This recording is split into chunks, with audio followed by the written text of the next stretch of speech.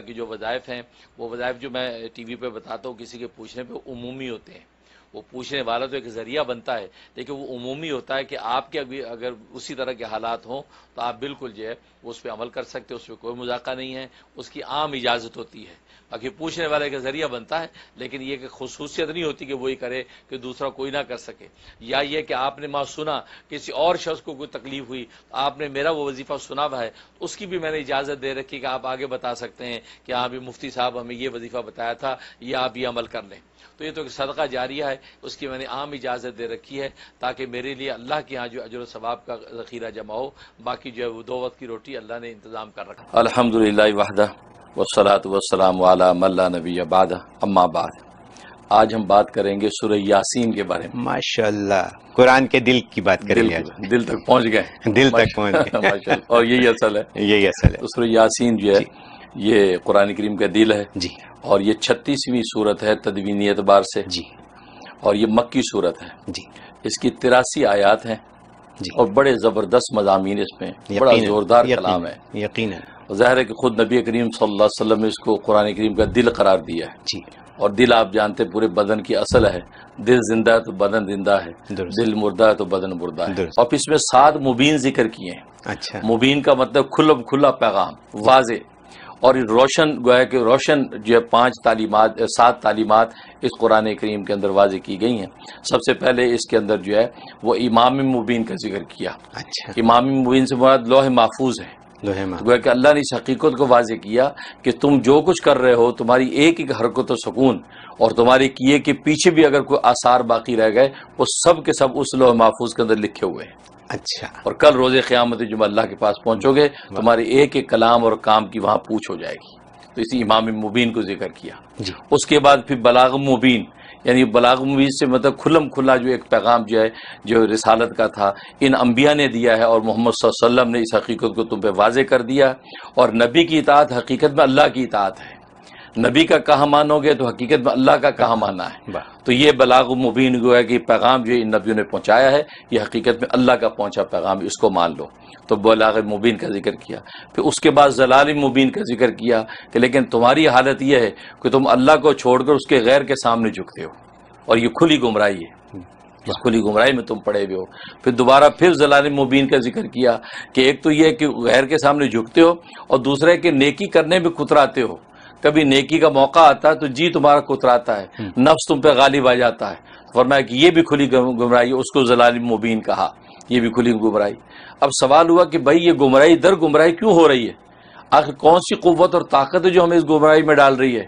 تو اللہ نے اگلے مبین میں اس کا جواب دے دیا کہ عدو مبین, وہ کھلا دشمن تمہارا شیطان ہے. اصل میں یہ ہے وہ جو تمہیں گمراہی در گمراہی کرا رہا ہے, اور تم اس سے شیطان سے بچ نہیں رہے کیونکہ اس نبی برک کا جو بلاغ مبین تھا اس کو تم نے سنا نہیں ہے, تو تم اس عدو مبین کے ہتھے چڑھے ہوئے ہو, تبھی گمراہی در گمراہی ہو رہی ہے. اب پھر سوال ہوا کہ بھئی اس عدو مبین سے بچے کیسے, اتنا کھلا دشمن, کیا ہمیں اس نبی کی اطاعت کرنے نہیں دیتا؟ بچنے کی کوئی راہ ہے؟ کہا کہ ہاں, آگے قرآن مبین کہہ دیا. یہ چھٹا جو مبین ذکر کیا کہ یہ قرآن وہ کھلا ایسی کتاب ہے, اس قرآن کی روشن قندیلوں پر چلتے چلے جاؤ گے تم جو ہے ہدایت پر پہنچ جاؤ گے. لیکن تم نے قرآن کو سینے سے نہیں لگایا ہوا, اسی وجہ سے وہ تمہیں اچک لیتا ہے اور تم گمراہی میں پڑ جاتے ہو. اب رہا کہ قرآن کے کھلے مضامین ہیں تو پھر ہم عمل کیوں نہیں کرتے؟ فرمایا کہ بس اوقات یہ کہ شیطان تو کرتا ہی کرتا ہے, لیکن 7واں مبین ذکر کیا خصیم مبین. اصل میں انسان بھی جھگڑالو ہے اپنے ذاتی طور پہ. شیطان تو حملہ کرتا ہی ہے, اس کا نفس بھی جھگڑالو ہے, یہ جھگڑے کرتا ہے نبیوں سے کہ آپ نے یہ بات کیسے کہہ دی, یہ کرکری جو ہے وہ ہڈیاں زندہ کیسے ہوں گی, مرنے کے بعد زندہ کیسے ہوں, تو یہ جھگڑے کرتا ہے.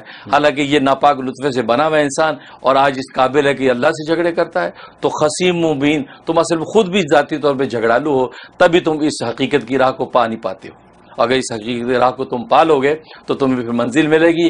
اور امید نہیں ہے کہ تمہاری حالت تو یہ ہے کہ وہ ذات جو کن فیکون سے سارے آسمان و زمین کو بدل دے اور کن فیکون سے سارے جو مناظر ظاہر کر دے, تم اس کے پیغام بھیجے لانے والے محمد کو مانتے نہیں ہو اور اس وہی لانے والے کی حقیقت کو مانتے نہیں ہو, تو وہی بھیجنے والے کو کہاں مانو گے تم؟ یہ اللہ کی رحمت ہی ہوگی کہ تمہیں جو ہدایت کی راہ مل جائے، لیکن حقیقت یہ ہے کہ تم خصیم مبین ہو، اس لیے تم اس کے حقائق پہ عمل نہیں کر پاتے۔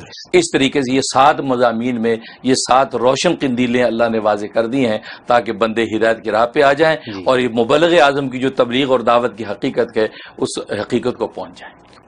اور ایک فائدہ یہ کہ 7 مبین کا ایک بڑا زبردست عمل اس کا کیا جاتا ہے، بڑے سے بڑا کوئی کام ہے، بڑی سی بڑی آفت مصیبت ہے تو 7 مبین کے ساتھ اس کو تلاوت کیا جائے۔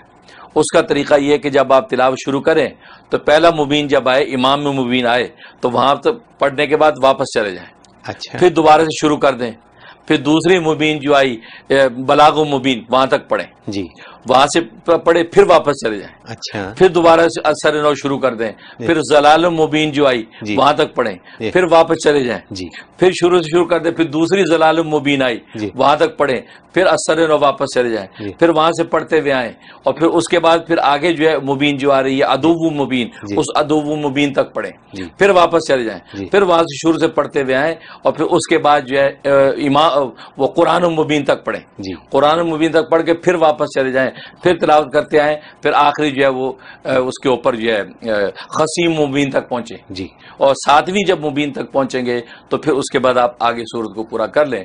اس طریقے سے یہ کر کے اب دعا مانگیں۔ ایسا زبردست اس کا بینیفٹ ہے کہ بڑے سے بڑا کام بھی فوراً چٹکیوں میں حل ہو جاتا ہے۔ سبحان اللہ۔ اور یہ تو میں ذرا اس کو سمجھ لوں اور اپنے دیکھنے والوں کے لیے بھی کہ جتنے مبین ہیں پہلے تو ان پہ نشان لگا لیں، صحیح ہے، 1 2 3 4 5 6 7 تک کا بالکل نشان صحیح۔ لگا، تو جیسے ہی پہلے پہ پہنچے واپس چلے جائیں اور شروع سے پڑھیں، شروع سے پڑھیں۔ دوسرے پہ پہنچیں پھر واپس چلے جائیں شروع کریں، تیسرے پہ پہنچیں پھر واپس چلے جائیں شروع کریں، اسی طرح چوتھے 5ویں اور 6ٹھے تک پہنچیں اور واپس جائیں اور شروع کریں۔ جب 7ویں پہ پہنچیں تو واپس نہ آئیں، واپس نہ آئیں اور کنٹینیو کر کے ختم کر دیں بالکل، اور اس کے بعد دعا کر لیں۔ بہت آسان سی بات ہے، بہت آسان ہے، اور اس کے منافع اتنے ہیں۔ جی، یہ تو وہ موٹے موٹے منافع بتائیں گے، لیکن اندر اسرار کیسے ہیں، راز کہتے ہیں، کتنے بینیفٹ مل رہے ہیں وہ تو انسان کو پتہ ہی نہیں ہے۔ یہ تو مفتی صاحب میں آپ کو اپنی بات بتا دوں، میں تو سالوں سے روزانہ سورہ یاسین پڑھتا ہوں، ہر روز صبح میں پڑھتا ہوں، اس کے بغیر میں باہر نہیں نکلتا گھر سے۔ تو مجھے تو یہی اندازہ ہوتا ہے کہ سکون رہتا ہے، اور جس دن مجھے ایک دفعہ یاد ہے کہ میں پڑھ سکا کسی وجہ سے، میں امریکہ میں نہیں تھا، اور وہ دن میرے لیے بڑا بھاری رہا۔ اس لیے تو حدیث میں آتا ہے اس کا ایک نام سورۃ دافیہ ہے، جی، اس کا نام سورۃ دافیہ کا مطلب یہ بلاؤں کو دفع کرنے والی، جو سورت صبح پڑھ لیتا ہے سارا دن اللہ تبارک و تعالیٰ آفت اور بلاؤں کو اس سے دفع کرتا ہے۔